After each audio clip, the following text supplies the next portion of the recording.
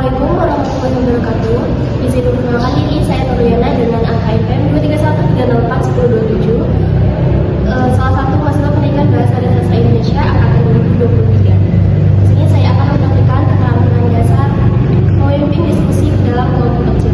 Sekian, terima kasih. Wassalamualaikum warahmatullahi wabarakatuh.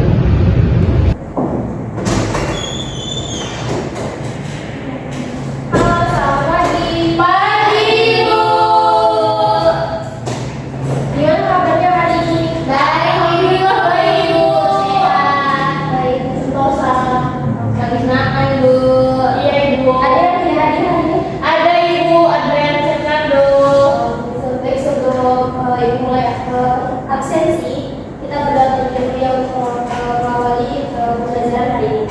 Baik Ibu Pimpin, sebelumnya kita berdoa untuk saya masing-masing, berdoa dimulai.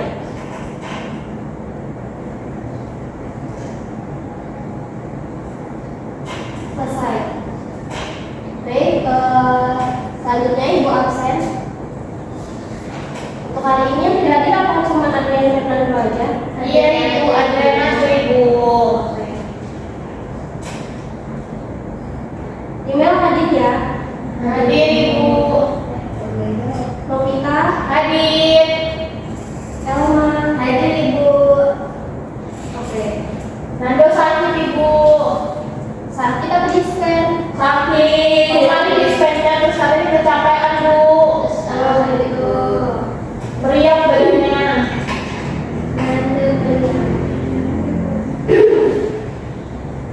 baik. Apakah masih ada yang ingat kemarin kita belajar tentang apa? Apa Ibu dulunya Bu? Kemarin kita belajar tentang menggambarkan benda-benda. Karakter. Ya, deskripsi. Nah, kemarin kan Ibu udah sempat bilang kan kalau misalkan di pertemuan selanjutnya kita akan masuk ke mata pembelajaran yang membahas mengenai sastra. Nah, sastra ini kan salah satunya adalah cerita pendek. Nah, kalian udah baca-baca belum di rumah mengenai cerita pendek? Sudah Ibu.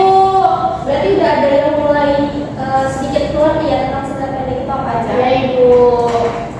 Nah, sebelum masuk ke pembelajaran, kalian udah ada yang pernah belajar cerita pendek? Sudah Ibu. Cerita pendek apa aja yang kalian baca? Itu Bu cerita bohong Pendek itu kan itu cerita rakyat. atau lebih cepat gitu Ibu. Terus pohon yang berbicara itu Bu ada Bu cerpennya di HP Bu. Oke, kita lihat aja ya ini. Nah, ini dia pengertian dari cerita pendek. Cerita pendek adalah salah satu jenis karya sastra yang berbentuk prosa fiksi. Nah, menurut Kamus Besar Bahasa Indonesia, cerpen berasal dari dua kata, yaitu cerita yang manu, arti tuturan mengenai bagaimana suatu hal terjadi dan juga relatif pendek, atau tidak lebih dari 10.000 kata yang memberikan sebuah pesan dominan serta memusatkan hanya pada satu tokoh saja dalam cerita pendek tersebut. Nah, kalian kan udah sempat baca-baca kan di rumah, jadi udah mulai paham kan apa itu cerita pendek. Ada yang tahu bedanya cerita pendek sama novel? Kalau novel lebih panjang Bu. Apanya? Ini apa katanya terus itu karakternya biasanya lebih banyak Bu. Iya. Selain itu apa ada lagi? Itu Bu kalau cerita pendek itu cuma fokus ada satu tokoh utama aja. Kalau cerita novel itu banyak tokohnya. Ya, benar. Berarti udah mulai paham ya? Keren. Nah, ini ciri-ciri dari cerita pendek. Ada 7. Yang pertama, ceritanya fiktif atau rekaan. Nah, cerita pendek itu biasanya enggak yang dari ini ya, maksudnya dari kisah nyata diceritakan gitu. Tapi kebanyakan adalah fiktif atau yang tidak nyata, imajinasi ya gitu. Benar. Lalu yang kedua ada fokus pada satu aspek cerita. Benar yang kata Elma tadi, kalau cerita pendek itu dia lebih sederhana, lebih sedikit. Cerita pendeknya itu enggak panjang kayak cerita yang di novel. Kan kalau di novel konteks banget kan, dari awal sampai akhir. Bahkan tokoh-tokohnya aja bisa lebih dari satu, bisa lebih dari satu, bisa lebih dari dua gitu. Banyak banget. Nah, kalau misalkan dari cerita pendek ini dia fokusnya ke satu atau dua orang aja. Lalu yang ketiga itu merupakan masalah yang aja. Nah, di novel itu kan cenderungnya semua masalahnya itu bisa diungkapkan, dan maksudnya bisa diceritakan gitu di setiap babnya, di setiap chapternya gitu. Nah, kalau misalkan di cerita pendek ini dia cuma fokus ke satu permasalahan saja. Lalu yang kedua, yang keempat, ada menyajikan peristiwa dengan sangat dan jelas. Nah, karena ceritanya itu pendek, jadi sebisa mungkin ceritanya itu tidak bertele-tele. Jadi kita menuliskannya itu dengan sangat dan jelas. Jadi langsung ke intinya aja gitu, langsung ke permasalahannya saja. Nah, selanjutnya juga menggunakan bahasa sehari-hari. Jadi biar mudah dimengerti sama biar mudah dicerna sama pembacanya, karena pembaca cerpen kan nggak yang seumuran aja, seumuran kalian gitu. Jadi ada adik-adik di bawah kalian yang juga suka baca cerpen, jadi mudah dipahami gitu. Lalu ada tokoh yang dilakukan terbatas. Nah, ini kalian harus juga ngerti sih, karena berbeda dengan novel kan. Dan yang terakhir ada pesan dan pesan ini juga pasti, karena di setiap cerita itu pasti ada pesan yang ingin disampaikan dari penulis. Nah, di rumah kalian udah baca belum struktur cerpen itu ada apa aja? Belum Ibu. Belum baca cerpennya aja. Tapi kalian selama baca itu pasti bisa kan membedakan mana yang awal cerita, terus konfliknya di mana, kemudian akhir dari cerita itu yang bagaimana, kayak itu bisa kan membedakannya. Bisa itu udah, karena udah banyak ya kalian baca, pasti kalian juga bisa ngerti kan di awal yang masih pembukaan itu kayak gimana, kemudian yang pas sudah mau masuk konflik itu kayak gimana, sampai akhirnya di resolusi atau menyelesaikan konflik itu biasanya di akhir mau selesai ceritanya. Boleh coba Elma dibaca di orientasi itu apa? Orientasi itu bagian pengenalan Ibu. Nah, kalau misalkan kamu baca di bagian pengenalan, kira-kira apa yang kamu berikan? Ya itu kenalin tokoh-tokohnya gitu ya Bu. Betul, bagus. Elma berarti udah mulai ini ya, mulai paham gitu. Nah, kemudian ada konflik. Nah, konflik ini biasanya itu yang ditulis oleh penulis itu yang kayak apa ya? Awal-awal munculnya permasalahan gitu ya. Nah, setelah adanya konflik itu pasti ada penyelesaian. Nah, penyelesaian itu disebut dengan resolusi. Selain tadi ada struktur, kita juga bakal membahas tentang unsur. Nah, unsur-unsur di cerpen ini ada dua, ada unsur intrinsik dan juga unsur ekstrinsik.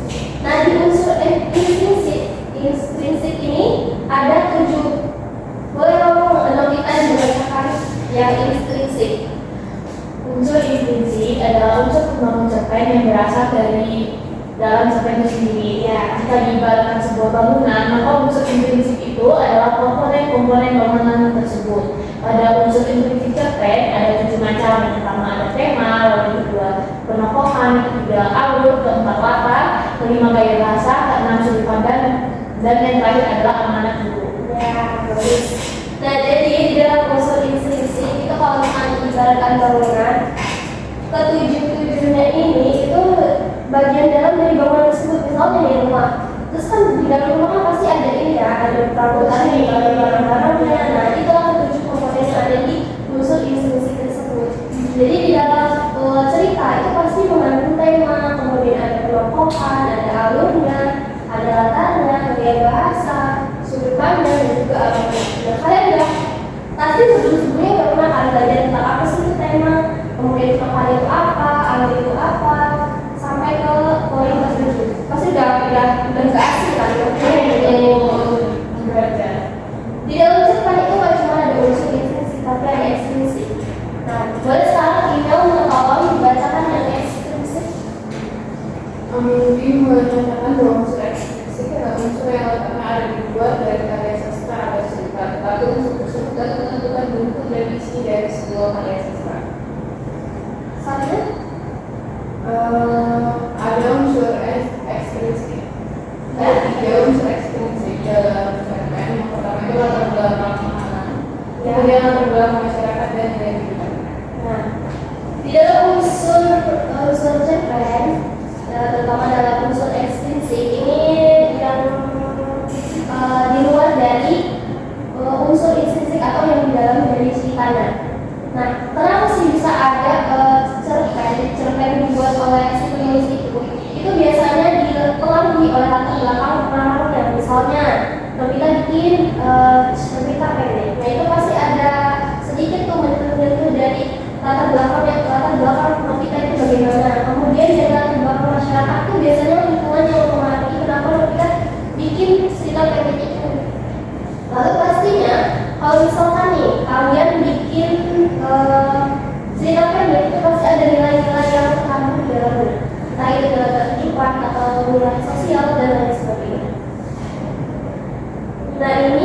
kita udah bahas tentang struktur, unsur, ciri-ciri, dan tadi ada pengertian dari cerpen.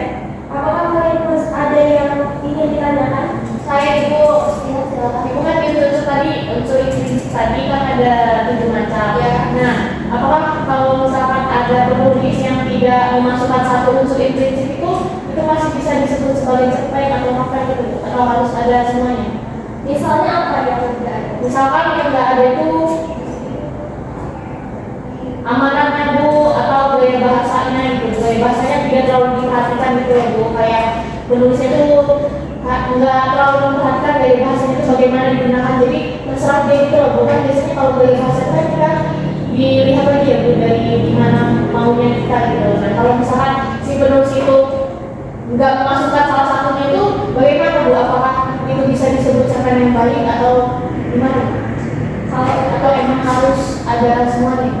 Kalau untuk jadi cerpen yang utuh dan yang baik itu kan harus mengatur tujuannya ya.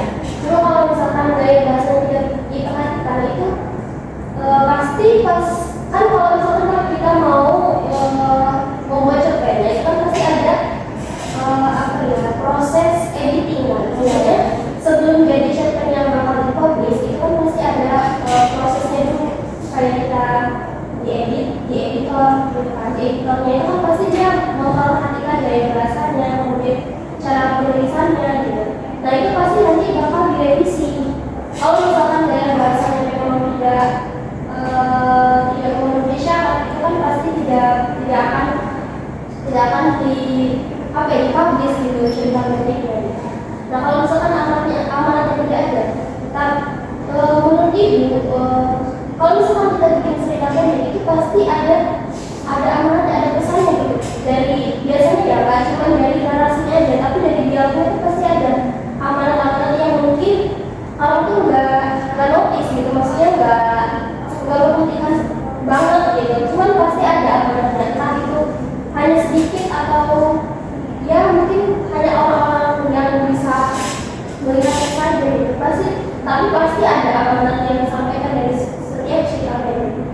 Berarti kalau amanatnya bisa secara langsung ya? Iya, sampaikan. Iya. Bisa dari nggak cuma dari dialog aja, bisa dari narasinya atau mungkin dari keseluruhannya itu keseluruhan apa ceritanya gitu. Terima kasih Ibu. Iya, sama-sama. Terima kasih teman-teman. Kalau tidak mau nanya apa untuk Elma dan Tinggal bagaimana? Terima kasih Bu. Baik, karena kalau misalkan tidak sudah jelas, Ibu mau kalian membentuk kelompok untuk mendiskusikan satu cerita pendek mengenai unsur dan juga struktur dan juga unsur intrinsiknya. Nah kalian kan tadi udah paham ya tentang unsur intrinsiknya, tadi ada 7 komponen. Lalu ada juga tadi tentang strukturnya yang dari orientasi, komunikasi, dan sampai resolusi. Nah ini adalah cerpennya ya. Bisa kalian baca dulu, kemudian kalian nanti diskusikan ya hasilnya bagaimana. Kemudian nanti kalian tunjuk satu, boleh kalian diskusikan aja. Ini nanti hasilnya kalau kalian di sini. Tiga ya, bukan tiga ya. Tiga. Jadi ditentukan ya siapa yang akan menulis, kemudian siapa yang akan mempresentasikan. Gitu.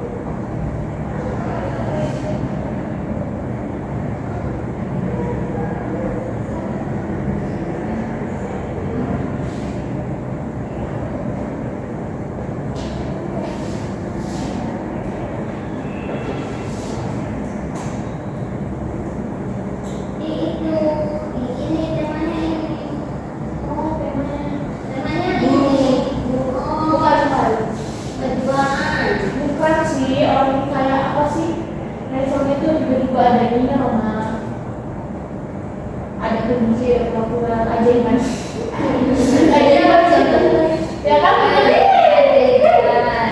ya mas aku sebutnya aja apa Bagaimana kebaikan?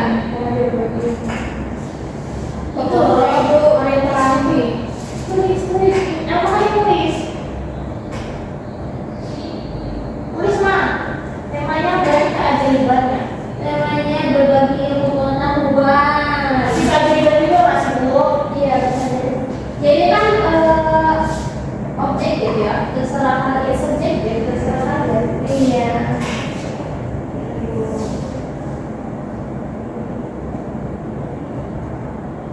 Siapa yang mau ngomong? Nah, kita Email. semua satu orang aja Bu. Satu orang. Nah, kita ya Bu. Jangan kenamukan dong. Ada satu. Itunya paragraf 1 nggak sih? Paragraf satu. Ya, orientasinya paragraf 1. Ibu paragraf 1-nya sampai yang kurang dari 10 itu kan? Ya. Paragraf 2 itu komunikasi. 2 atau 3 nggak sih? 2 dan 3 dong. Kan cuma ada 3 kan? Iya. Oh, iya. Iya, itunya 4 kan 4 sampai ya. Nah, apa Bu yang kita saya makan itu solusinya? Nah, solusinya 4. Ya Bu. Ya, 100 kita Bu.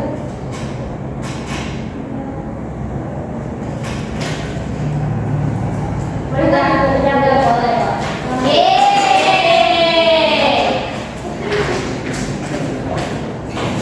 Baik, assalamualaikum warahmatullahi wabarakatuh. Waalaikumsalam warahmatullahi wabarakatuh. Saya Novita Sari, perwakilan dari kelompok 1 akan mempresentasikan hasil diskusi kami. Jadi dalam contoh cerpen ransel ajaib ini kami menganalisis ada strukturnya Bu. Nah, strukturnya itu kan tadi ada 3, ada orientasi, komunikasi, sama resolusi. Nah, menurut kami orientasi itu masuknya ke paragraf 1, sedangkan kalau komunikasi itu masuknya ke paragraf 2 dan 3, lalu resolusi atau penyelesaian masalahnya itu paragraf 4 Ibu, paragraf terakhir. Lalu untuk unsur intrinsik dalam cerpen yang ada di contoh ini kan pertama itu ada tema Bu. Menurut kami temanya itu nilai berbagi ilmu pengetahuan Bu. Kenapa? Karena cerita ini ingin menyampaikan bahwa ilmu yang dibagikan justru akan bertambah Bu, bukan berkurang. Walaupun tapi bisa juga, saya juga tadi awalnya itu kayak keajaiban gitu, karena kan kalau dari judulnya kayak ransel ajaib, tapi ternyata temanya tuh lebih ke ini Bu, ke berbagi ilmu pengetahuan. Selanjutnya ada tokoh dan penokohan. Nah, tokoh dan penokohannya itu tokohnya itu bisa dilihat Bu, dari sini ada Ratri, lalu ada Bu Toti, dan juga ada nenek dan siswa lainnya Bu. Nah, untuk Ratri itu penokohannya itu digambarkan sebagai anak yang kritis, yaitu penurut dan juga memiliki semangat belajar Bu. Sedangkan kalau Bu Toti itu orang yang bijaksana, penyayang dan inspiratif. Sedangkan kalau nenek dan siswa lain itu berperan sebagai tokoh pendukung Bu, atau tokoh tambahan. Jadi apa ya? Penokohannya itu tidak disampaikan secara jelas karena cuma tokoh pendukung gitu Bu. Lalu ada alur yang digunakan ini alur maju Bu, karena dia kayak dari awal sampai akhir itu kayak dari gimana itu kalau ya runtun gitu Bu, nggak dari belakang ke depan gitu Bu. Selanjutnya ada latar itu kan ada latar tempat, ada latar waktu, terus ada latar sosial juga Bu. Nah, latar tempatnya itu kalau pandangan kami ini sepertinya di hutan ya Bu, di hutan di sekitarnya bukan Bu? Ya. Misalnya kalau kalian dibaca ya bisa. Iya, kami menurut pandangan kami di hutan, lalu latar waktunya siang hari. Latar sosialnya itu menggambarkan hubungan guru dan murid yang harmonis Bu. Selanjutnya ada sudut pandang. Nah, sudut pandang ini menggunakan sudut pandang orang ketiga Bu. Karena pencerita itu hanya mengetahui apa yang dipikirkan dan dirasakan oleh Ratri Bu. Kayaknya Ratri ini tokoh utama ya Bu dalam cerita ini.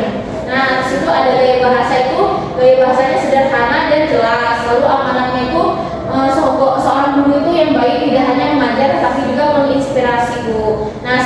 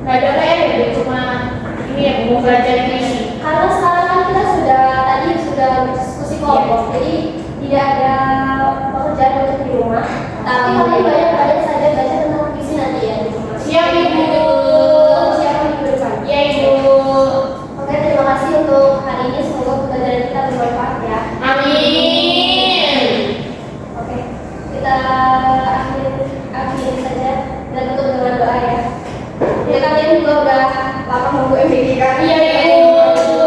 Ya dan baik, kita akhiri pembelajaran hari ini. Mari berdoa untuk mereka yang masing-masing. Amin. Amin. Terima kasih ya untuk hari ini. Ya, terima kasih Tuhan Ibu. Selamat siang Ibu. Selamat siang Ibu. Moderatornya, Ruang Guru. Selamat siang semuanya, perkenalkan saya Emil Ejepsi Said dengan angka MPM 231304179 sebagai observer lisan dari nama calon guru Nurliana dengan angka MPM 231304127 yang dilaksanakan pada tanggal 31 Oktober 2025, tepatnya pada pukul 10.00 dengan topik teks cerpen.